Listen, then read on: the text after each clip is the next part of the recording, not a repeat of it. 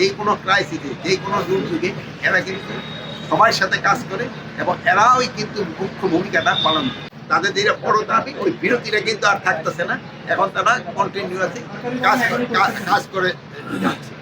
আপনারা জানেন যে বাংলাদেশের কিন্তু আনসারের সদস্য সংখ্যা ৬০ লাখেরও উপর।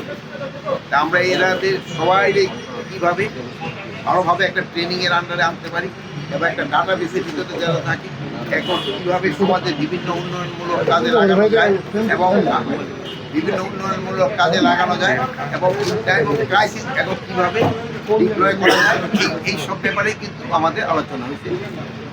মহাপরিচালক এরা খুব ভালোভাবে চেষ্টা করতেছে। এই ৬০ লাখের উপরে কিন্তু প্রায় ৬১ লাখের মতো আনসার, এদের ট্রেনিংটা আরও কীভাবে ভালো করা যায় এবং এরা জনগণকে কীভাবে আরও বেশি সেবা দিতে পারে এই ব্যাপার।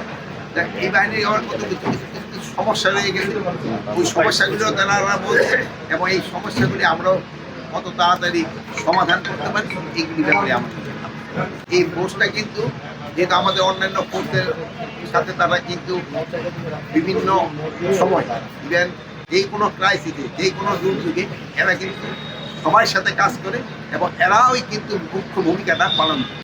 এখন দেখছেন আপনারা এই গত পূজার সময় তাদের ভূমিকাটাই কিন্তু মেন।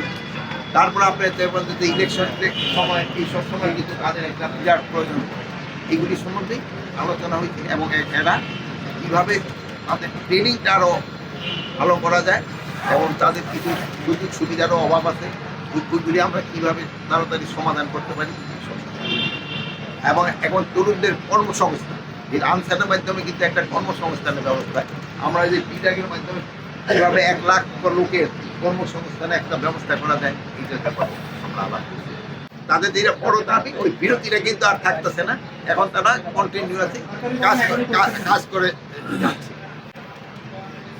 তারা কিন্তু তাদের এই দাবিটা ছিল বিরতিটা, ওই বিরতিটা তারা কিন্তু করতে হচ্ছে।